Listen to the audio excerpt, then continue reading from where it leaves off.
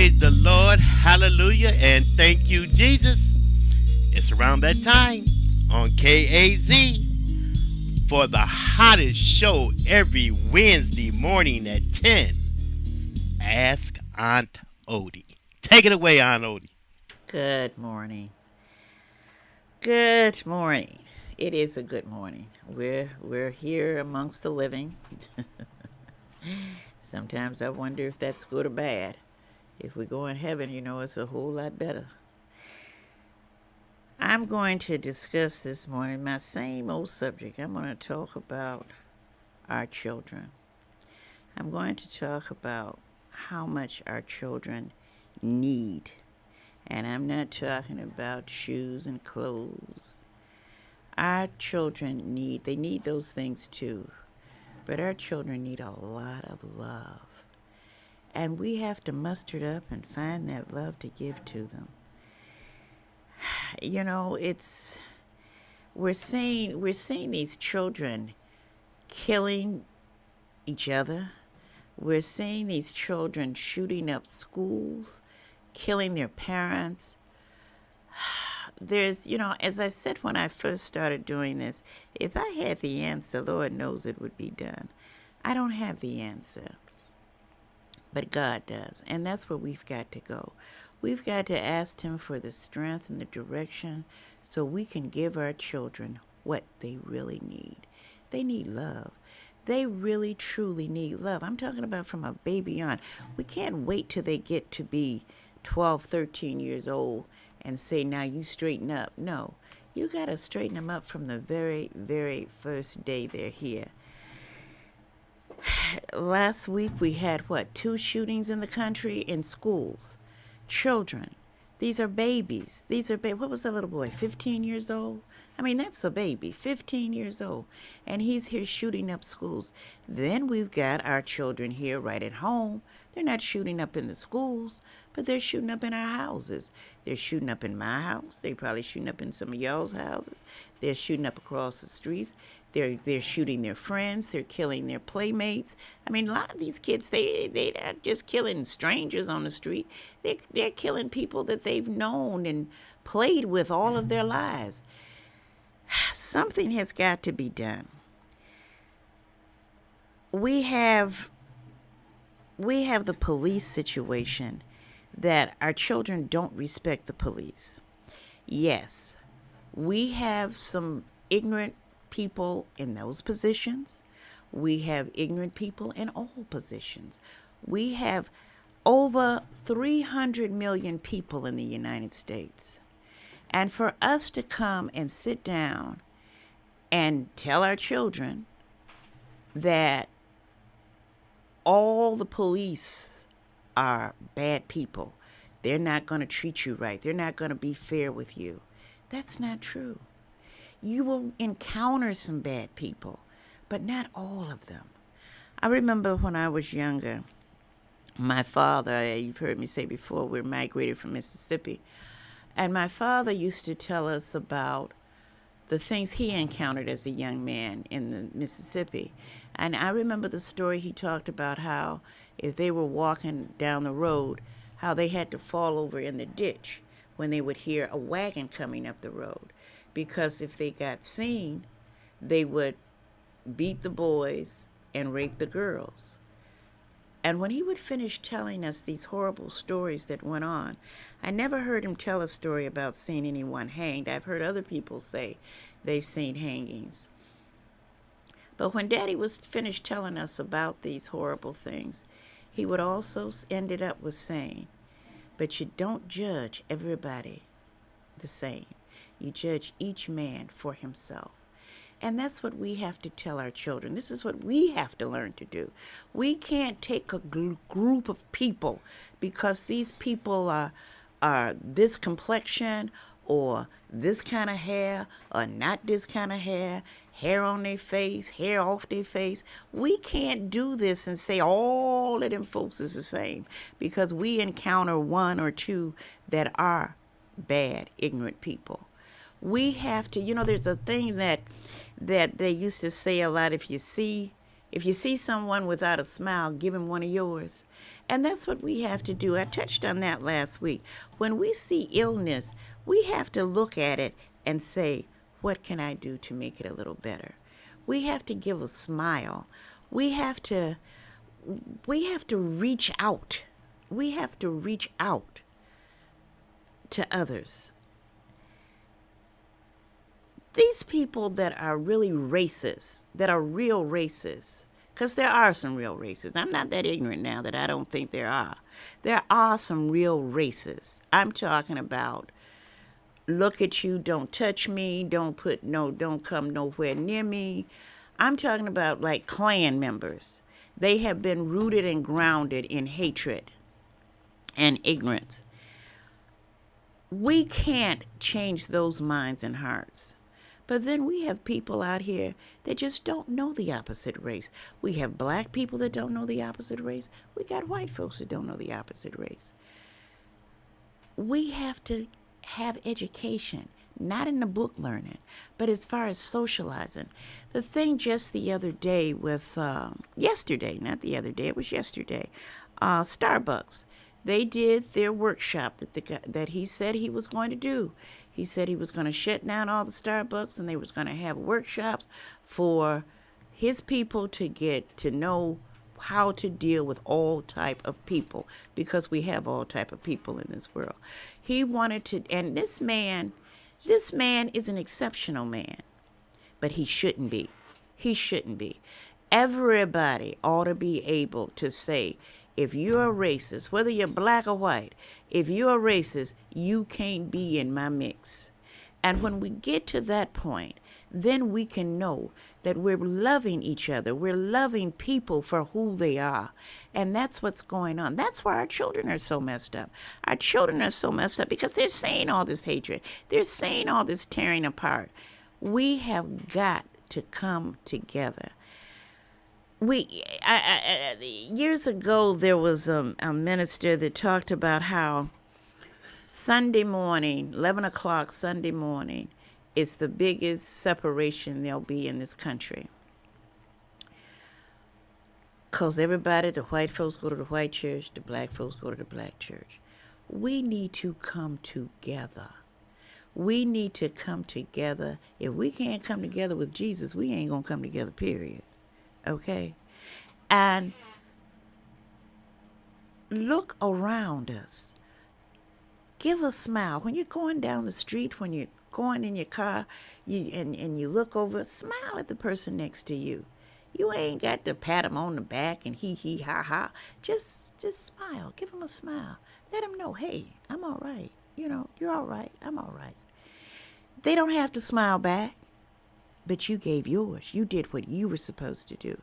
And if you keep doing what you're supposed to do, eventually it's going to get caught on. It's going to catch on, as they say, catch on. Our children are seeing all of this political mess. They're hearing more than they're seeing, because truthfully, we're not seeing much of nothing. We're hearing it. The TV media, the radio media, everything is negative. Everything is torn down. So our kids sit up and say, what the hell? I might as well go out here and do my thing. They don't have a thing in the first place. They're picking up what we're dropping for them to pick up. These are babies out here. Don't y'all see? It's summertime now. These kids, it's so many children, they don't have a summer program. They don't have nothing to do. They don't have nowhere to go. So what are they doing? They're getting together and doing wrong. Just last week, I had a little incident next door to me. I know now that the little girl that was over there next door in the backyard, little boys and little girls gathering together. I'm talking about little kids. The oldest ones can't be any older than about 12 years old. Gathering in this backyard.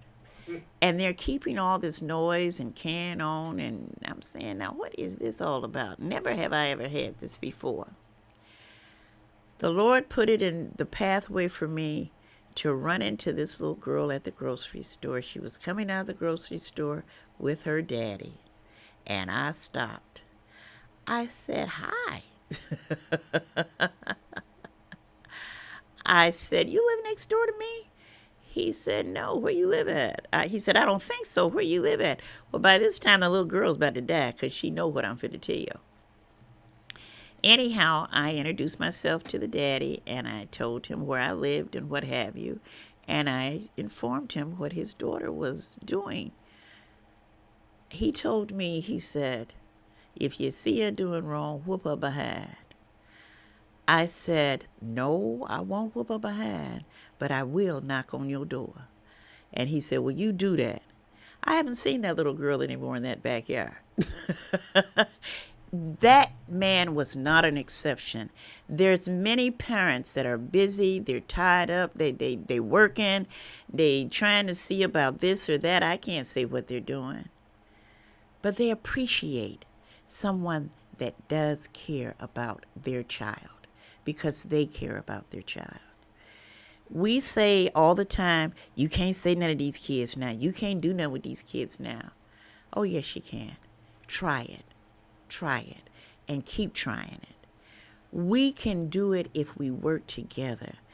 I don't have any babies anymore around me, but we can work together. I'm the old lady. I'm the grandma. They look at me like that. But we have to look at them with love. We have to look at them with care. We got to look at them with concern with what they're doing and what they're about. I can't, I'm just going to stop. I ain't going to say I'm going to get off of it because I can't. I'm just going to stop. I want to touch on a subject that everybody is screaming about, and I've shared it with several people close to me, and nobody agrees with me. Nobody agrees with me. I haven't found one individual that say, "Yeah, maybe so."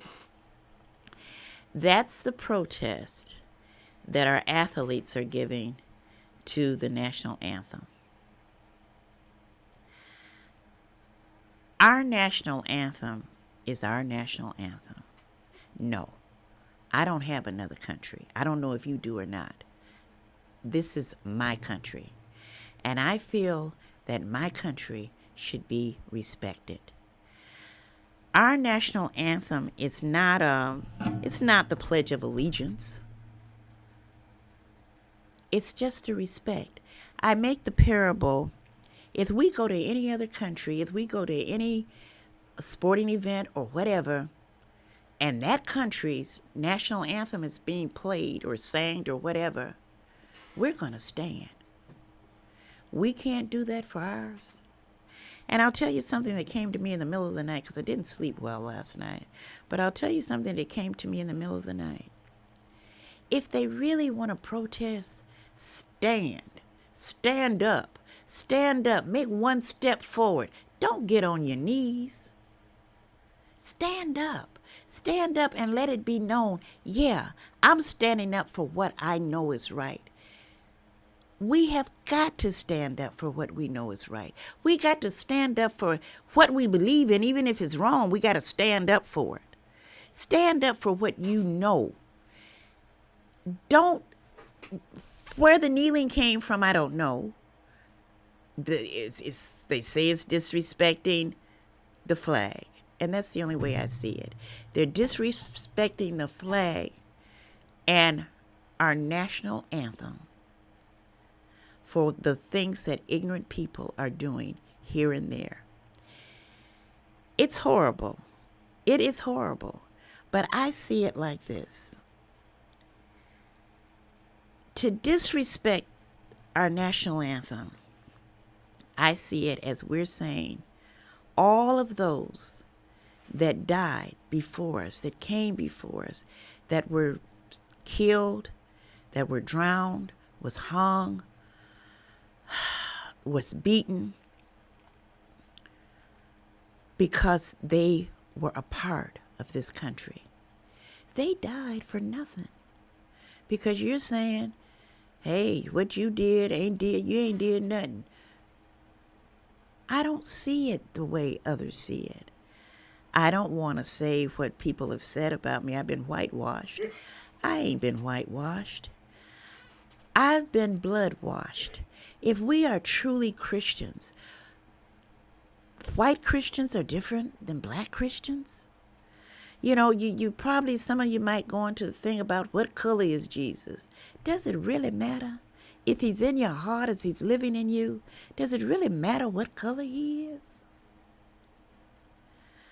We have got to come to what is right.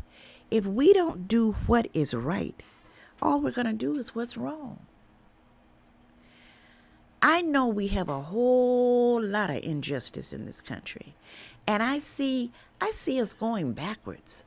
I see us with all of this that's going on. I see us going backwards. Our children, those boys wouldn't be in that stadium. I can remember when right here in Cleveland, Ohio, we had a high school. I might as well say the name because anybody know Collinwood High School in the 80s had all white on their football team. They didn't have all white in the school, but their football team was white. These are the things. We've come from this. We've got to keep moving for that. I'm going to bring, I don't know it by heart, but it's a poem that I love by Langston Hughes. I used to think it was Maya Angelou's because Maya was the person I heard deliver it. Life ain't been no crystal stairs, and life ain't no crystal stairs. It's splinters in it, it's boards out. We stumble, we keep on going though. We keep on going. We don't turn back. We don't turn back, and we're turning back now. I see us turning back. We got to keep on going. We got to keep on praising God and giving us strength.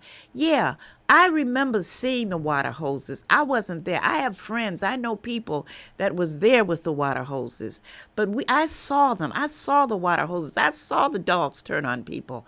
We've got to keep on going. We can't turn back. Those people didn't go through what they went through. I'm getting too emotional now.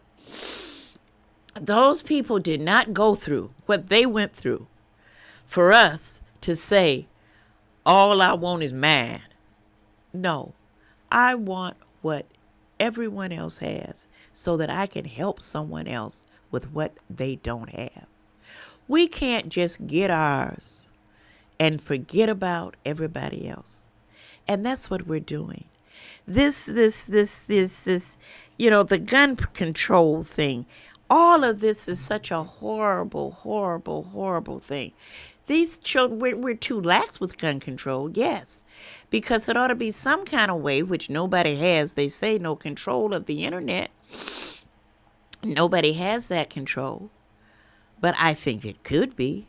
Now, just like all our racism, we can work on that.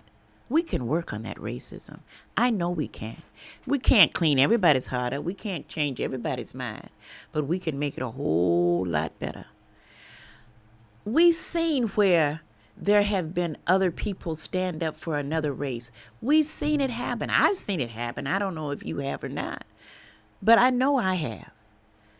This is what we have to do. We have to stand up when we see it and we know it's wrong. We have to stand up for what's right and stand up for it. It's not just sit back and say, it ain't none of my business. All of this is our business. This is our country. This is not they country. That's not theirs. It's ours. It's all of us. We are to be one, and that's what we're supposed to be. Somewhere along the line, it's got to come to that. It's got to come to that. And I believe, I truly, sincerely believe, if we come together, if those of us that don't have those black hearts and blocked minds, if we come together and work on it, it can happen. There's no way in the world a young man, black or white, because I understand some of the white kids have told me how they're persecuted because they have long hair. They got tattoos down their arms. The police harass them. I know somebody said they don't do them as bad as us. No, it just doesn't get on the TV screen like it gets on, or like we get on the TV screen. They want this division to stay. We have come a long ways, and we've got to keep coming. All of this stuff that goes on the television, that we see on the news, this is to keep a division. This is to keep fighting going on. This isn't to let us come to where we are coming to. We've got to look at this and see what it really is all about. If you don't know, so what do they say? Uh, all you know, what you don't know don't hurt you. That's the expression I'm trying to come up with. I got a whole bunch of expressions. Sometimes I forget them. Sometimes I don't. What you don't know don't hurt you. If we having all of this mess on TV every time somebody sneezes, this is keeping confusion. It's keeping confusion, and this is what's wanted. It's wanted confusion. It's wanted. I can get this story out. I can make a headline with this. We've got to see this is what's going on. What we need to do is get, if the news media was really concerned with what's going on around the corner from me, hey, the police are being violent, the police are being wrong, get over there in the police station with that camera. Get over downtown at City Hall with that camera. Tell them what you saw. Let's work on this. Let's get this straightened out. That's what the news media can really do. They can do something positive to help us. I notice now here lately, every night on the, 6 o'clock, 7 o'clock news when it goes off, here lately, they do like a highlight story of something that a black family or a black person has done. Say, see, we like y'all. You don't have to do that when you like me. You don't have to tell me you like me. You show it by what you're really sincerely doing. And that's what we need to start doing. We need to start doing the right thing. We need to start standing for what we know is right. There's too many of us that know what's right, but we're not doing what's right. Last week before last, I don't remember what it was. It was the Honor Our Policemen. I did a little something to honor the 5th District policemen because I live in 5th District. I don't know how many of you did do something. Because we have, say, I don't know how many people, I can't say how many policemen we have on the police force. I don't know the number. I should have probably got that number. But the mass, I do not believe that the mass of our police force are racist. I don't believe that. I'm not going to believe that. I've had too many in my home during the time of my troubles with legal things. And I don't believe this. I don't believe this. Stop teaching our children they're against us. Stop teaching our children they're out to get us. I grew up with the police being your friend. When you're in trouble, you go to the police because the police is your friend. I saw something last night on TV. I missed that news item. The little boy where his mother had killed his sister. I don't know. I don't know the details of it. But that little boy went to the police. We have to tell our children where to go for help. Go. The police is your friend. They're trying to work on some things here in our city. And hopefully and prayerfully, they'll work it out. They'll get rid of the folks that are crazy out there, the ignorant folks out there that don't know who people are because our skins are different colors, that we're something different. They don't know that. So prayerfully and hopefully, that will be alleviated shortly. We've come some far, but we've got a long ways to go. And I'm going to say it, I'm going to say it, I'm going to say it. Stand for what's right. Stand for what you know. Don't stand because everybody else is standing. Stand over by yourself. Stand by yourself if you know you're right. They have got me on this air today almost a half an hour. 'Cause I guess I've been passionate about what's going on. And everybody, I may not be right, but I believe in it. I believe what I've told you. I truly believe what I told you. And if you don't believe me, if you don't believe what I say, if you don't believe I'm right, it's all right. It's all right. Because I'm one of them folks that I'm asking you to be. Stand by yourself if you really believe in what you stand for. Stand by yourself. Don't stand with the crowd if you don't believe what the crowd is saying. Just to be in the crowd. My daddy used to say a thing when he used to say, don't you come in this house telling me about what everybody else is doing. You ain't everybody else. And that's something that has truly stuck with me. I know I ain't everybody else. And that's what I'm saying to you. If you believe what you believe, you truly believe what you believe, stand by yourself. Stand for what's right in your spirit, because you go to sleep with yourself at night. You don't sleep with nobody else. Even if somebody in the bed with you, you still sleep with your spirit. So do what you know is right to do in yourself. And I'm going to tell you what I know, that I love you. Whatever, I want you to always remember that Aunt Oddie loves you. Thanks for listening to me.